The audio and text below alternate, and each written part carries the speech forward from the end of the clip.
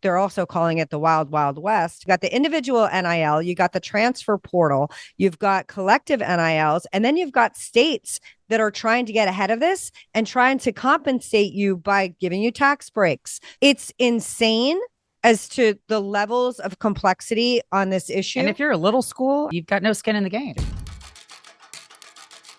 Hi there, and welcome to Girls Gone Gritty. We are in Bring It On Studios, and we're getting ready to bring it on to you guys because it is March and it is madness. And we've got a lot to say about NILs and the transfer portal. So before we hit that, what did everybody do this weekend? Well, I had a great weekend. We had a paddle tournament here called the Narum Seal. It's 4 clubs that do a mixed co-ed event, which I've never done before. So I threw myself into the deep end on something new, which was great.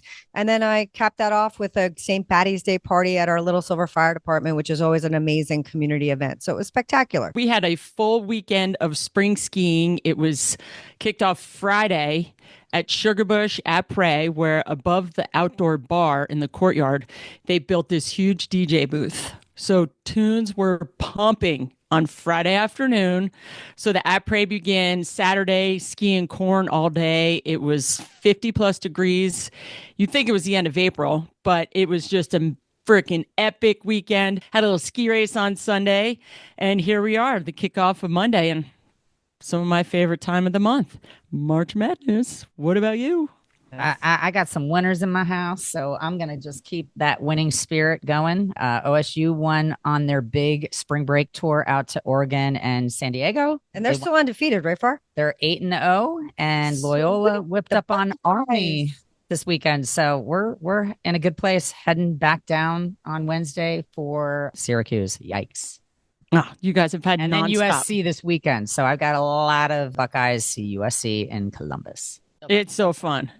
So, girls, what are the top 5 grittiest headlines of the week? The top 5 grittiest headlines, they start off pretty fun and then they get to be intense. Number 5, is that a turtle in your pants or are you just happy to see me? What do you guys think about that story? I'm laughing too hard right now. When I think of a turtle head, I get 2 different ideas. One can come from the behind and one can come from the front. So you lead us off. My head's in the gutter today. Yeah, the head's in the gutter today, but someone actually bringing a turtle on a plane? What is going on with people? Leave the turtle Emotional support. The pond. If that's your emotional support, I don't know. I think Service he might turtle. think of a better way to do it. How do turtles deal with altitude? Imagine seeing a turtle's head pop out sitting next to you. Hey-o. All right. Well, number 4. Giddy up. Ted Lasso returns. I got to be honest, girls, I haven't seen it yet.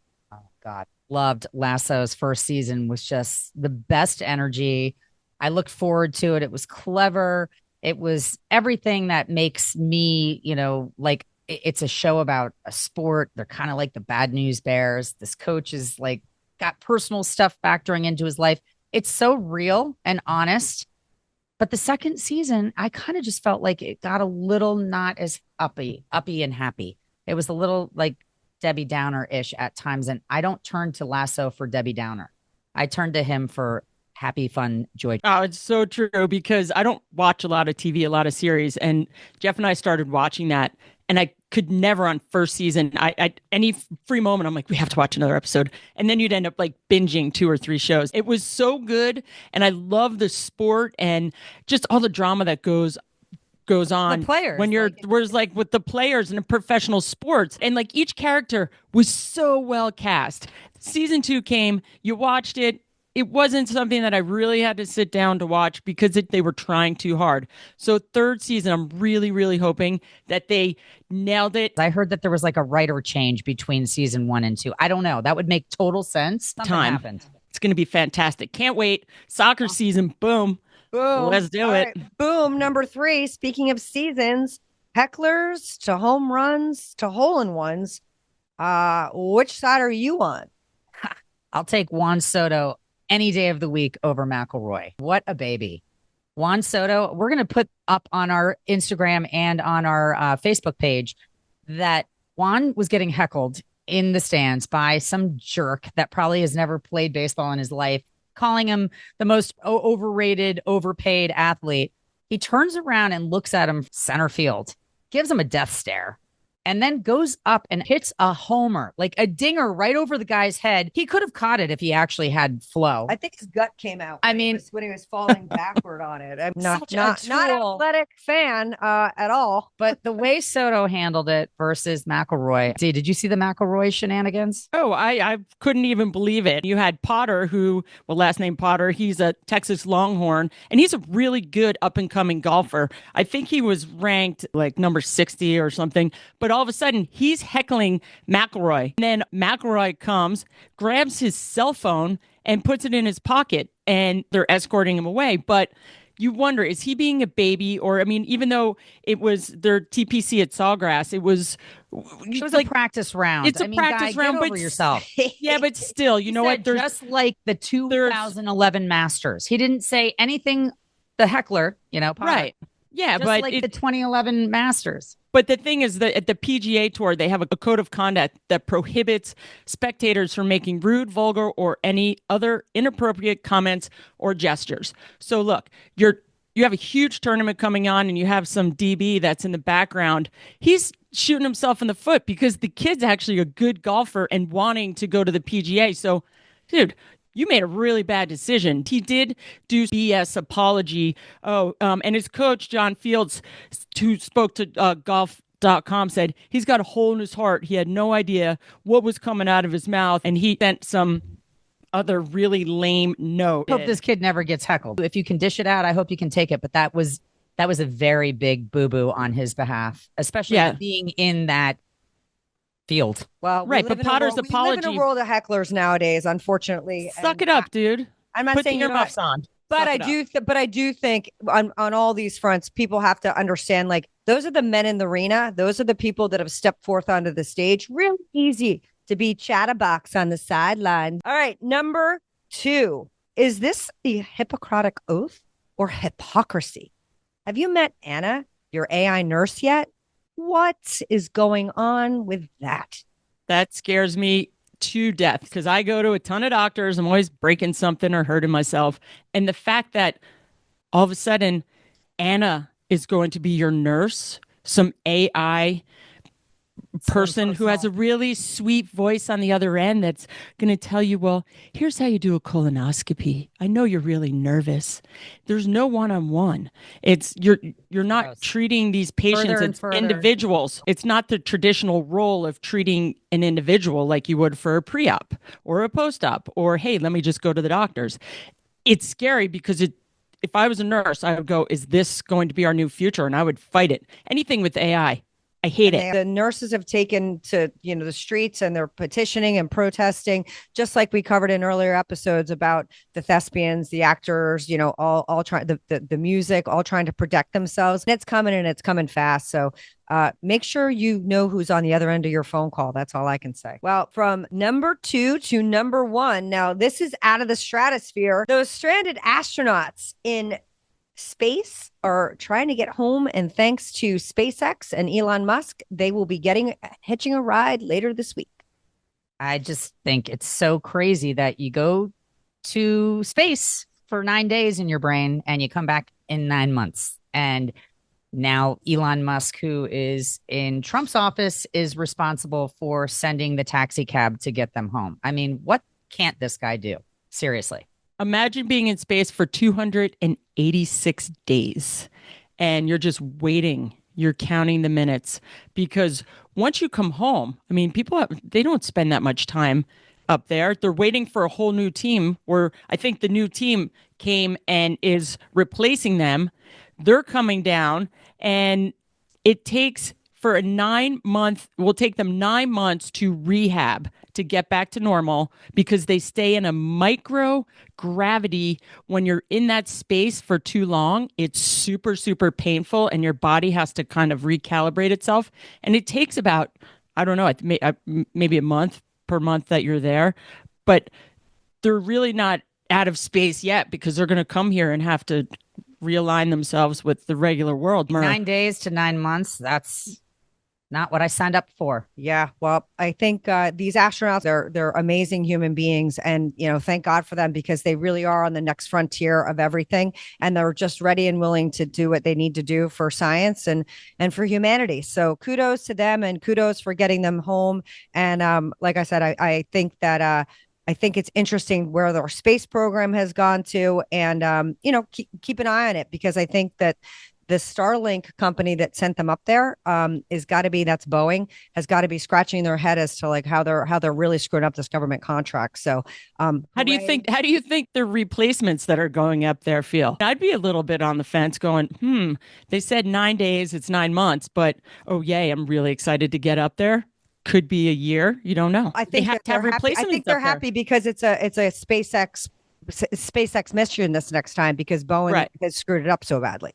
Yeah. So hopefully they have a little bit more confidence because they're getting rescued by the same company. So, but to be determined. Let's hope these guys get home, and hopefully in the next episode we'll have some good news about their return. I think astronauts are so cool. Oh my God. Don't you? I do not ever want to go into space. So I think they're cool, but no, thank you. All right. So from space back to the crazy universe that is March Madness. So ladies, what are we going to talk about today? It is the day after Selection Sunday, and lots of things happened, not only with the selection process that I got an education on, but we're double down on the NIL situation that is within this time period of them making so much money. I think it's interesting because the NILs, I'm on a different side of it because I have female athletes and it's not an equal playing field right now. Do I think NILs are ruining college sports? Absolutely. I do. But I also think that the women's side of NILs, we're not even in the same competition. It's not even really based on athleticism. It's almost like these girls like Livy Dune and the twins from Miami, they post tits and ass a little bit. And so it's upsetting because if you're going to really look at athletes that are competing, that bring something to the table, and you look at all these guys that are getting millions and millions of dollars in NIL money, if you're not a good social media person and you're a phenomenal athlete, you lose out. The ballers, the girls that were at Miami, they weren't like the best basketball players, but they were really good at social media, and it made them $2 million. Well, and if you look at the Sports Illustrated, they put a list of the top ones that I have here, and not only is it social media that pushes people like Livy Dune into the top, she's in the top 5 as number 5, but Archie Manning. Obviously legacy of family, like he is not ranked as high as other athletes that are in his same quarterback genre, yet he's got the genetics and he's got the family name, and he's at the top of the heap with $6.5 million in his valuation that's estimated. And the next person closest to him is a basketball player from Duke, who's Cooper Flagg, and he's at 4.8. No, and then it drops off. LeBron James, Yep. He's $6.1 million. And he plays USC hoops. He's number 2. Now you're looking at the Manning James names, and you're investing your money, if you're a corporation, in like their legacy. And for our listeners that aren't sports fans, what we're talking about are collegiate sports athletes. NIL stands for name, image, and likeness. And that's referring to the college rights of these athletes that can then sell their name, image, and likeness to different sponsors. So in 2021, NCAA, they lifted the ban on college athletes monetizing their name and likenesses, so they can go out to any sponsor they want. And it's not someone who's sponsoring the team, it's them individually. So what happens is these athletes are making millions of dollars while they're in college. So where do you go from there? I mean, you're making so much money in college, and we're the girls are talking about these names that are literally making $6-7 million in college. It's crazy. Some of these kids are making this kind of money in high school. Okay, so yes. California was the first state to actually pass that in high school. They're not making $6.1 million yet, but as far as high school, Kai Trump, this is Trump's granddaughter. She is a golfer, an up and coming golfer, and she's in high school right now. Her valuation is $1 million, and she's going to play golf at Miami. So there are high school kids. The kid that we're talking about that plays at Duke, he is 18 years old. His name is Cooper Flagg, and he's an 18-year-old boy. So the problem is there's no loyalty. But he's also picked the number 1 draft pick. See, some of these kids aren't even that's going the into thing. the draft. Look at Carson Beck. Here's a kid that was at UGA as a quarterback. He got injured. He didn't have a great season, not a great season, but his valuation, let me look at his valuation. I mean, I think it's like $4.8 million. Yeah, 4.3. So he, instead of going into the draft, because his stock down a little bit, he's trying to work on getting his valuation back up. So he leaves his team, his people, right? And he goes to University of Miami now and is going to try to cultivate whatever he can to get his valuation up and get more endorsements, NIL money before he goes into the draft. So it's a business and there is no loyalty. And these coaches that work on trying to put the chemistry of a team together, and whether it's an individual player that is responsible for the success, it never really is. I mean, you've got to have it's individual supporting cast. Well, right. I mean, the NIL money is individual, but it's not one person that's winning a national championship. If you have a great quarterback, then you're highly likely to win a national championship. But athletes are all about themselves now. When they're trying to get their NILs, they're trying to make the most amount of money. So when you are brought onto a team, what's going to keep you there? And just like you're saying, I mean, these kids are making so much money. Then they go into the transfer portal, and all of a sudden, the team they were just with, it explodes. They need to tighten this up. Because are you focused when you're at school on social media and really pushing your endorsements? And is it taking away from you having a great education? Or are you just focusing on marketing and marketing yourselves? Because look, when I was a professional skier and I was in charge of myself, I was my own manager and I had different agents for TV and for modeling. But when it came down to doing my contracts, I did them.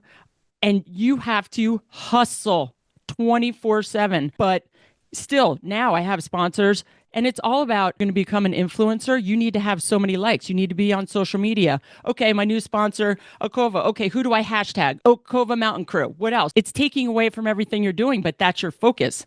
So is it a good thing or a bad thing in college? That's what I mean? I have a child right now that actually has all the accolades that she needs to really be a kid that could have NILs pouring in, but they're not pouring in because lacrosse isn't a big enough sport. So it's a shame because when you look at the people that are really making the money, it's football, it's basketball, it's, the women basketball players are trumping pretty much every other female sport that's out there. And it's a hard situation because my child is not going to blow up social media. So you think about all the athletes, women especially, that are super talented at whatever it is that they're doing, but they're just not willing to become a TikToker or a social media influencer on some level, which is what you have to do. And women can't just post themselves doing their sport because it's sex sells, unfortunately. These guys aren't showing their abs and their packages. Part of the problem is that women let's stay with basketball, Farley's example, and the strides that we made, and we covered it with Caitlin Clark last year, have been made in very recent times. They weren't allowed to use March Madness up until just a couple of years ago. They weren't equitably being compensated in even scholarship money. Title IX has taken decades. And you have sports that don't pull in the money that football and basketball does. And they still are not getting any of the viewership or anything else. And it's a sad state because these are as equally talented athletes as anybody else. But to Darian's point, I think the biggest and saddest thing about the NIL situation is the fact that it's taking the eye as the most important part of team, and it doesn't belong in team. I actually feel a little bit better for the gymnasts and the individual team sport people, because at least they are individuals when they perform.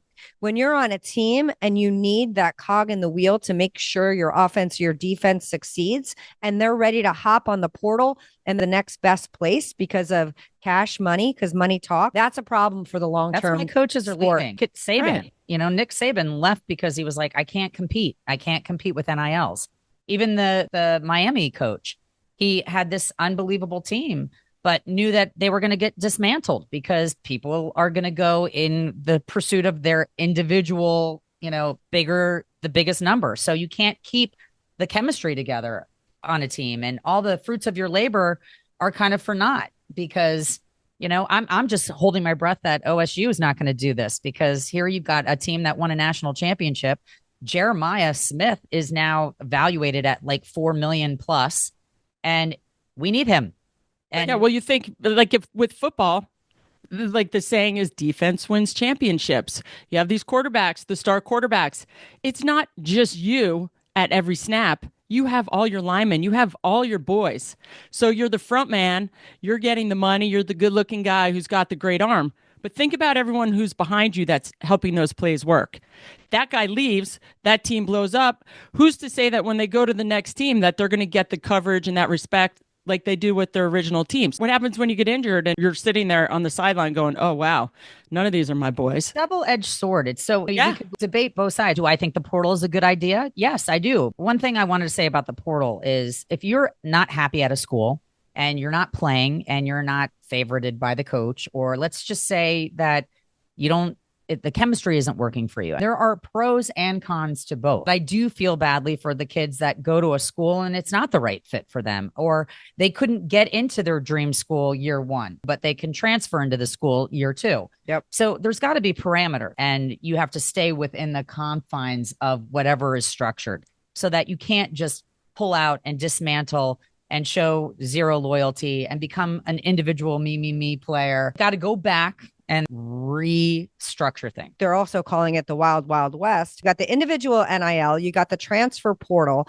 you've got collective NILs, and then you've got states that are trying to get ahead of this and trying to compensate you by giving you tax breaks. It's insane as to the levels of complexity on this issue. And if you're a little school, you've got no skin in the game. One thing that I was educated on this go around with the NIL is learning about how they're changing the landscape of it. And these collective NIL groups, places like Ohio State, they're saying should be in a better served place than some of these other schools that don't have such a fan base and pool of people. Because what these collective NIL schools are doing is they are taking all donor money, pooling it, so then they can go out and compensate athletes fairly to come to Ohio State or Duke or Pickett. But they're talking about these collective NILs being super unequitable and unfair as well, even though it's going for the team, because then it's pay to play. You're screwed. And these athletes, for our listeners, have to pay taxes on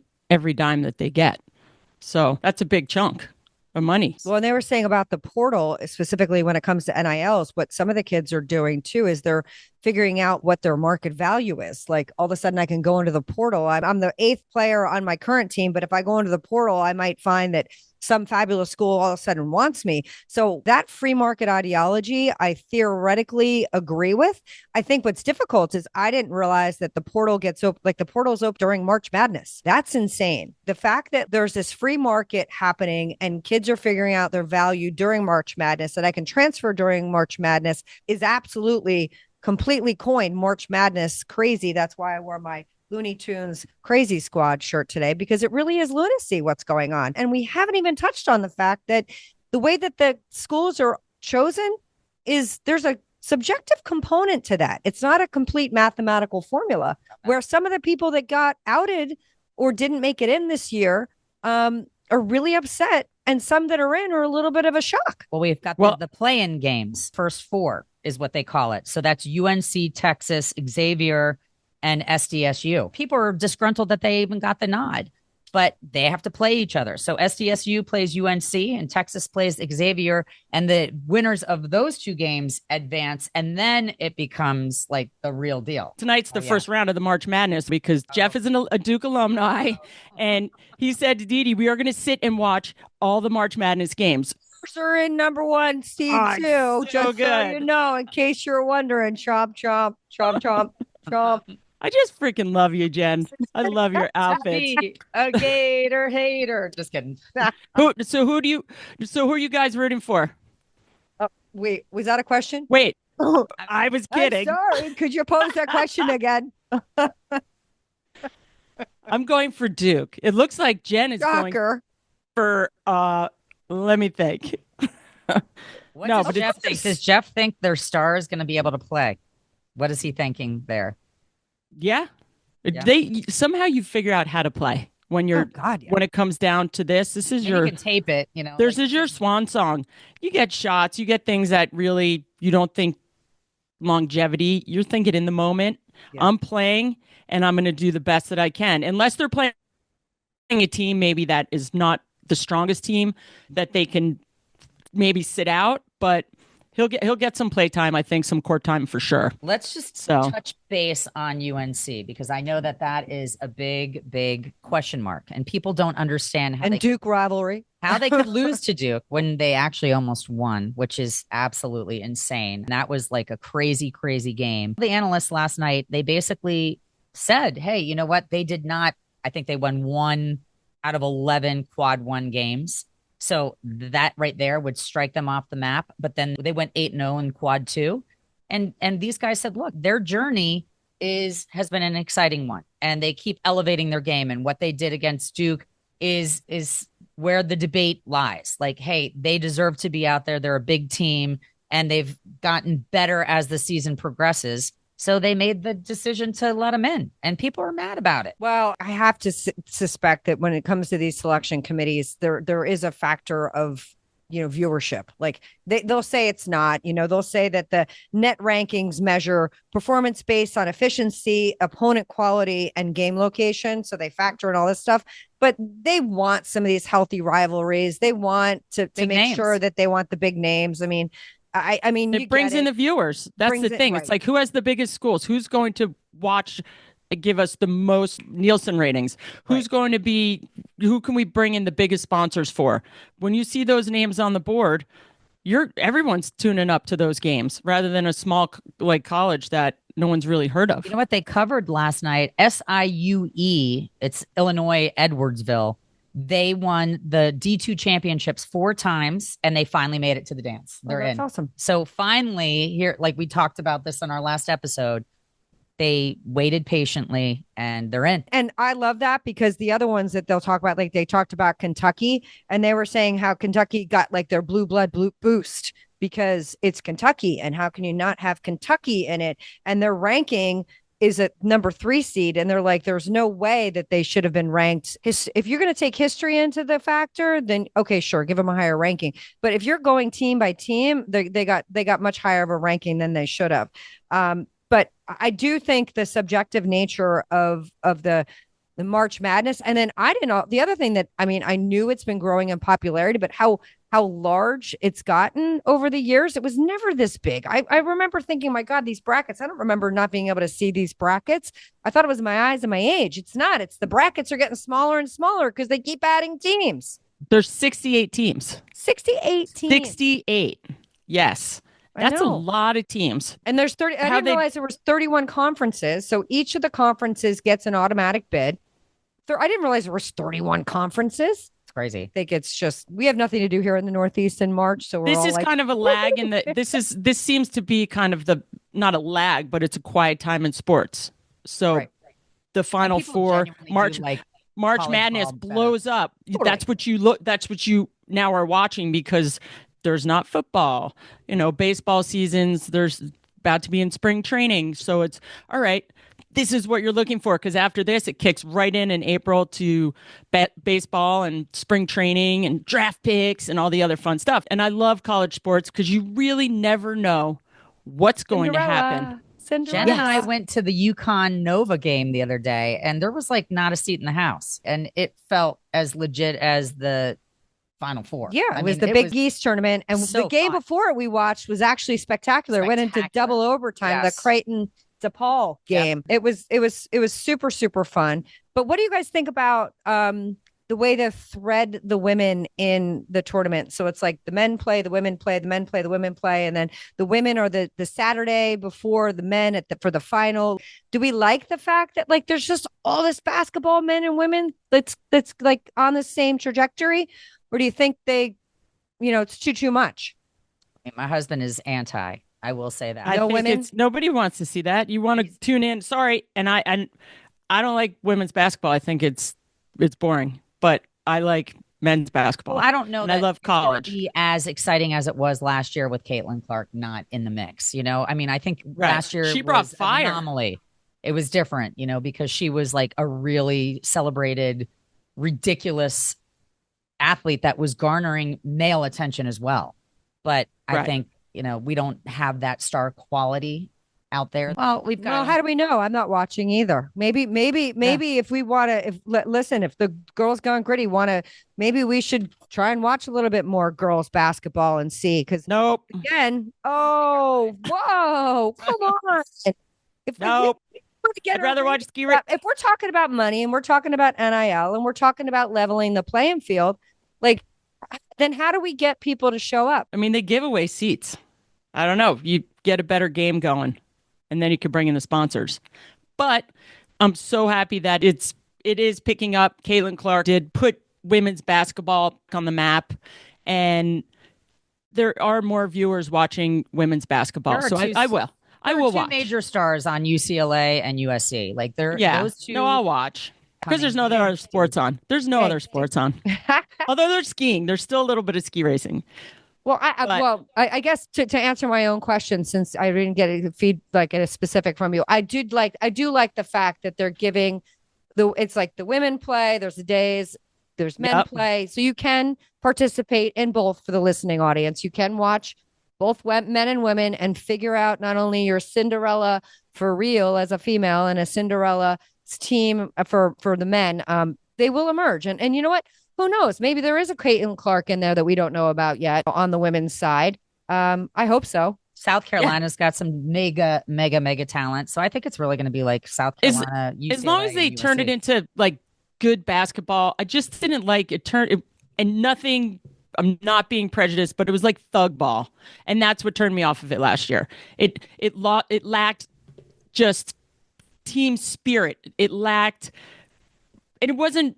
Because the NIL started to factor in, and it was a big it just I watched it. I'm like, these athletes are not role models for Didi. They're not role models for the up and coming basketball players. I want nothing to do with the way that they all were treating Caitlin Clark, and it was like, wait a minute, just play the game.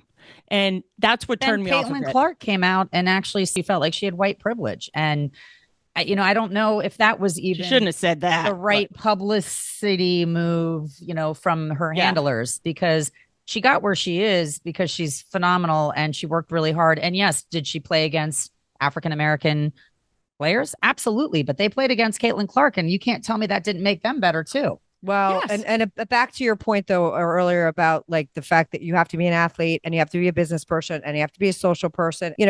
I think I said this last episode. I feel terribly for, and she misspoke, not diminishing that, but feeling like you're always on. She's on the basketball court now. She's got to pick up the microphone and be on, and she's got to put on her face. It's a lot. And she doesn't want to offend anybody, and she wants athletes. It's a lot. When I say thug ball, that's not being black or white. That is just, that means, and you're not really playing a respectful game. You're doing cheap shots. It's not a poor sportsmanship. Poor sportsmanship. Thank you. So right. Yes. Right. Well, we like to be good sports on Good Girls Gone Gritty all the time. And we very much enjoy March Madness in every capacity. I love as it whittles down. Are we going to do a bracket, girls? Are we thinking about trying to see where we can vet this out here, have a little friendly competition? I think we absolutely could do a bracket. Let's work on it, and we'll bring it next week. We'll unveil it on Insta. Okay. Yeah. And then if you at home and listening audience want to participate in how you're doing on your brackets, I think it's a fun little exercise to go through, and it gives you, it's like taking out a Super Bowl box, right? It puts you in the game. You've got a side bet going on. Throwing back to our earlier episodes, and it just makes it a little bit more interesting. And it makes you pay attention more. Yeah, it does. You're involved. It does. So do your brackets, have a good time, enjoy March Madness, and we'll hopefully see you at a sideline event sometime soon. And we're going to be gearing up to be up in Vermont for the pond skimming event in the beginning of April. So more news on that when we see Darian in the Got Grit studios there in Warren, Vermont, which is Sugarbush, for those of you who don't know. We've got a little continuation of March Madness falling into our Got Grit award winner this year. Awesome. Or this week. I feel like this person should be awarded because he set an example for the masses, and that will be Hubert Davis, who is the head coach of UNC. What I think he has done that is a remarkable lesson to be learned by everybody is he refuses to lane blame for the costly loss against Duke and his poor teammate, Jalen Withers, who unfortunately stepped on the line right before a foul shot was made that would have tied up the game, and it could have actually led to a big upset with regards to Duke. He handled things so eloquently. He decided that he was not even going to field any type of questions from reporters that would play the blame game because they were a team and Withers was a part of the comeback out there when they actually came back from a 24-point deficit to get on the even playing field with Duke. And, I think instead of pointing the finger, I also like the way some of the teammates handled it. One of his teammates put a towel over his head so that the media couldn't hone in on his face and just make it all about this one tragic situation that could have happened to anybody. So I think our got grip maker or award winner is going to be Hubert Davis for setting the example. And, hopefully other coaches along the lines, whether it's professional, whether it's the club level, high school level, when an athlete makes a mistake, it's the last thing that they want to do. They didn't try to purposely do anything that could cost their team a loss. And remember that because this kid, his last name is Withers. You don't want him to wither away and have mental health issues as a result. Did you guys see this? Yeah. Well, and you know what? To Farley's point, the thing I love about it is that coach is really smart to know that games aren't won or lost by one foul shot. Like they technically are, but there were so many misplays. There were so many things you could have done better. There were so many chances you had prior. You don't want to get it to a point where it's that tight and you can't point fingers when you lose at a short, like to me, it reminds me of when you go into penalty kicks in soccer, like that one kick, like it is a defining moment. Absolutely. But there were so many other things that got you to that moment. So I think it's awesome that he had good sportsmanship and good the higher road and chose to just accept the responsibility as a team. We win together, we lose together. And that's the way we want to play. So I have an amazing song for you today that is one of my absolute favorites. And I'm going to read the lyrics. Breathe it in. The feel of your body on my fingertips. The moonlight on fire and the clothes we're in. Gotta do something to remember. We don't want to forget it. I want to memorize you. I want to stay here forever because I will take a picture in my mind so we're always together. I got so sucked into the breathe in that I was thinking Pearl Jam, but that is not Pearl Jam and that is not Eddie Vedder. So I don't know. So it's a beautiful song that was written by Need to Breathe, and they have Carrie Underwood who guests on that song. It's a beautiful melody about just being present, sharing time with people that you love, sharing, special moments that are big, that are small, that you don't ever get back, and you want to keep them in your mind. Don't worry about what your photos you're taking, what posts you're making, but live it each and every day. Memorize so find Need to Breathe, find Carrie Underwood. She'll be on our playlist. And that's our song for the week. Fabulous. Inspirational. Well, thanks so much for tuning in to Girls Gone Gritty. Tune in next week. Go to Spotify, YouTube, and thank you so much for being a part of our show. You are what make our show special, all you listeners. Go Gators. Go Duke. Out. Put grit in everything you do.